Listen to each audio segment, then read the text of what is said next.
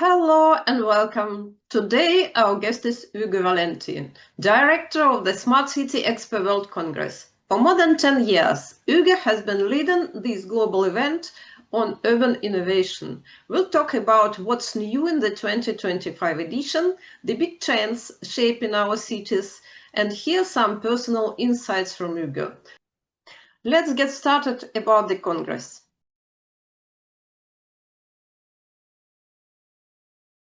Thank you very much, Elena, for this opportunity. So the key for the success we have had different keys actually.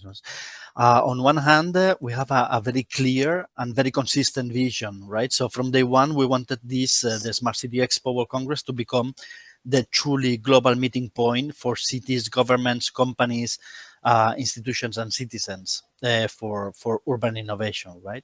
We have also been able to build a very unique ecosystem in this sense because we have, of course, a very big congress, but also a very big exhibition area as well, a huge networking hub, therefore, and we have developed into a truly global community, right?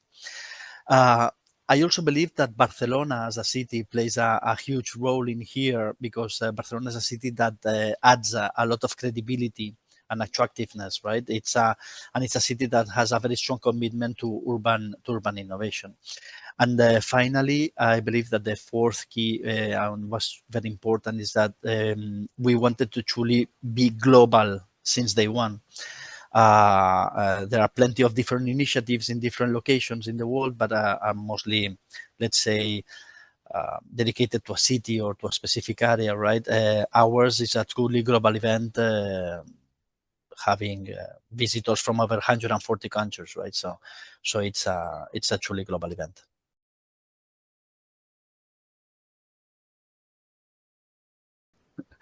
There are plenty of things. Of course, when you talk about urban innovation as a whole, we talk about plenty of different things, right? So we talk about digitalization, of course, but we talk about inclusiveness. We talk about the equality, about the quality of life, right, on our cities. We talk about energy. We talk about mobility, right? About plenty of things.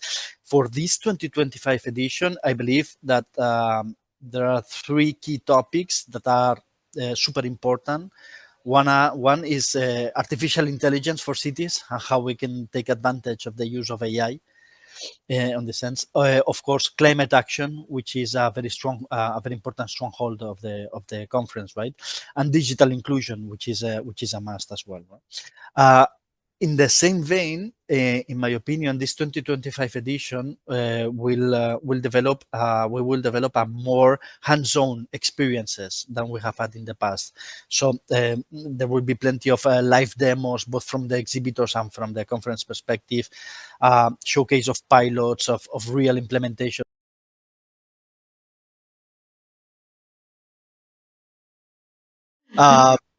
Plenty of them.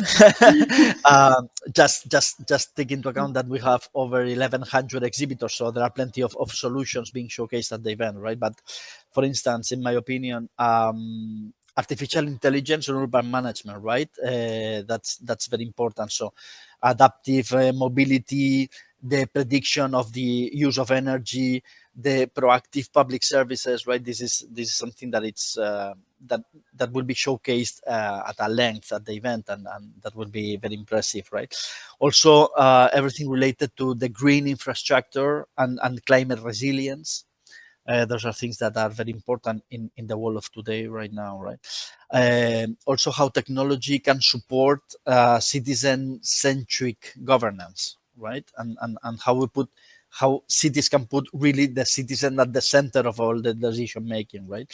As well as the patterns from mobility, different mobility solutions, and also sustainable construction and circular economy ecosystems, right? So those are a few amongst a lot of the showcase that you will be able to see at the exhibition.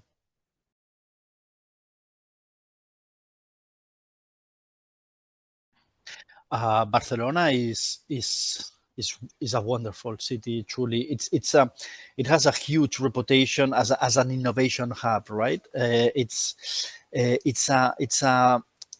city in which it's easy to implement different solutions and to showcase them at a real level, right? and also the size of the city is very good, because it's not a super large city, it's not a very large metropolis, but it's not a small city. The metropolitan area includes over 3 million people, or almost 4 million people right now. So the different solutions that are implemented here in the city are more easy to translate into other parts of the world, right? So when a solution is implemented in Barcelona, you can see it in China afterwards, in Shanghai, for instance, but you can also see it in Medellin, right? So it's this type of city that allows for this exchange, right? Also, from the conference perspective and from the city perspective, the cultural diversity that the city brings over is very helpful, right? And also because Barcelona is a truly living lab for different solutions in relation to mobility, to housing, to digital projects, and most of all on how the citizen truly lives the city in this sense. So I believe there would be no better city than Barcelona in the world to host the conference. And it's my hometown, so.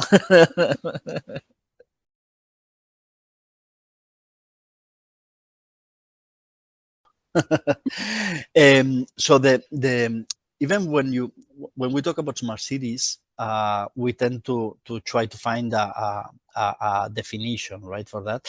And the true definition of a smart city is a city that gives a better quality of life to its citizens. And the reality of every country and every city in the world is different from one another. So the reality of what's going on in Barcelona is different to the reality of what's going on in Beijing, and the reality of what's going on in New York City, and what's going on in Copenhagen, and what's going on in Santiago de Chile, right?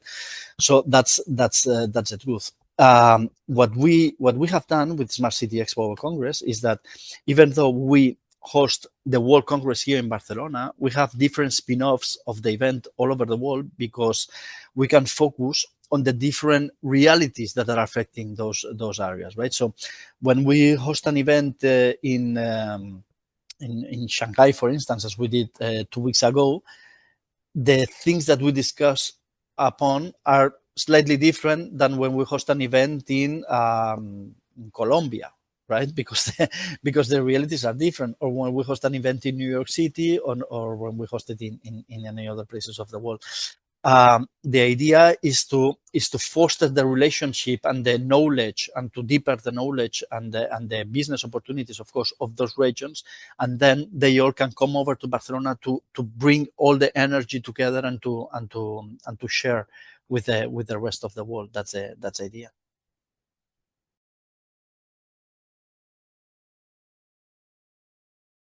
So right now, AI is truly important, and automation, and how to drive efficiency, and how to deal with multiple data sources and data streams, and how to make decisions, and even make predictive decisions based on the data. So artificial intelligence is a must.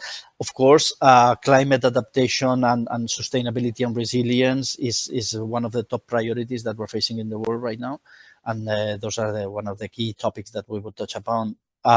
Also, the citizen participation and the trust, and how to get trust from the citizens, that is a must, and also this something that I believe it's almost imperative when you talk about urban innovation, is to foster the collaboration between the public and the private at the same time, because of course the public sector needs to lead and to create the vision, right? But then it's the private sector that needs to really truly operate and needs to apply. And there are different models all over the world. The model in China or the model in India or in Japan is completely different than the models that we have in Europe. Even in Europe, we have different models of collaboration.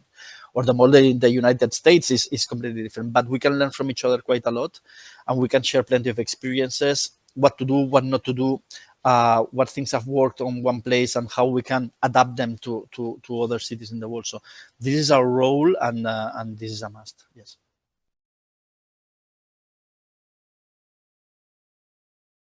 We play different roles here. One is that we are this neutral platform, so we are not politically driven at all. And it also becomes we truly are becoming a safe space for both the governments and the private sector and the different institutions and the different organizations to be part of something all together, right? There are plenty of events that are very politically driven. There are plenty of other events that are very industry driven, but ours is a very unique platform in the sense because we are all together on this sector and all of us equally important, right? It's a place where, of course, government can showcase their policies. There are politicians, of course, coming over, so plenty of mayors from all over the world coming over, or vice mayors, etc. But at the same time, they can see what's going on from a solution perspective, right? So they can apply it to the city. So it's let's say it's not only knowledge, it's applied knowledge and business together. So I believe this is probably our most important role in the ecosystem. And of course, we help them all to share these success stories, and also not so much success stories, but to try to replicate them into other areas in the world, right? And finally, of course, because when you talk about urban innovation, you need to have very strong partnerships between the different organizations involved, right? So we try to foster these partnerships between companies and between different cities, and this network of cities and the network of companies to be able to really to truly develop on the field the things that are being discussed here.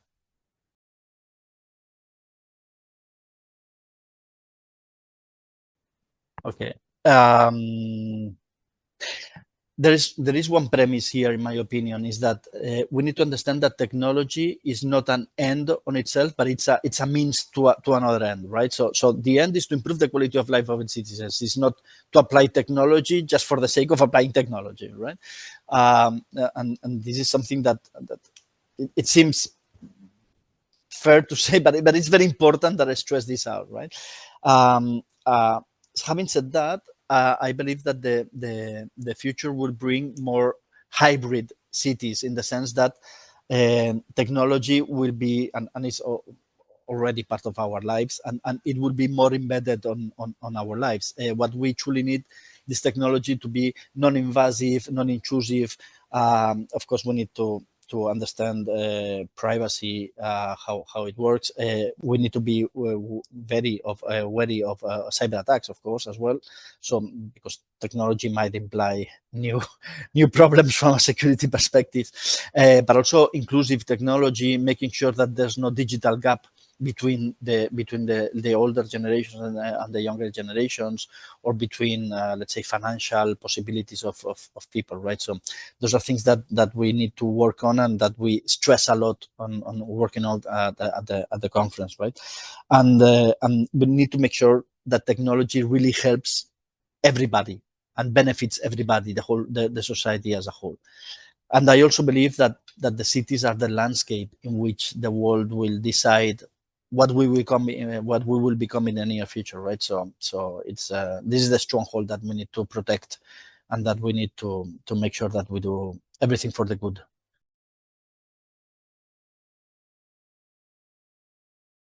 Yeah, it's not technology really. The gap is not in technology. Of course, technology always improves, but there are plenty of solutions already that could be implemented. And that could improve the quality of life. There are plenty of challenges, financial challenges, of course, because it's much, if you have a lot of money, it's much easier to to buy this stuff, right? There's also part of legacy infrastructures that we have. For instance, in Europe, we have wonderful cities, but some of them are pretty old cities, so it's not easy to install fiber, to install water supply, to install right. So you need to be able to work with the legacy infrastructure that you have and to renew it at the same time, right? And also from this perspective, we need to understand that more or less 70% of the infrastructure that we will need up to 2050 will need to be built entirely new, or will need to be renewed. So we need to understand how to deal with this, right? And also you mentioned regulation, and I fully agree with that. Plenty of the regulation that we have right now is old, and as usual, technology moves faster than regulation usually, but we need to find a way to bridge that gap that exists right now. and you mentioned it as well, is the citizen trust. That is really important. You need to make sure that your citizens understand what you are doing, that you do whatever you need to do for making their life better, right? And we need to put the citizen in the center. All of our decisions, all the decision of the mayors and mayoresses all over the world needs to be with the citizen in the center. And this is what we try to help with. Yeah, I've been working on this since 2011, so it's yeah, almost 15 years. But it's very easy to motivate yourself, because what we're doing is to improve the quality of life for the world. I have two daughters, right? And what better thing that I can do for them than living a better world than the one that we inherited, right? So this truly makes me happy.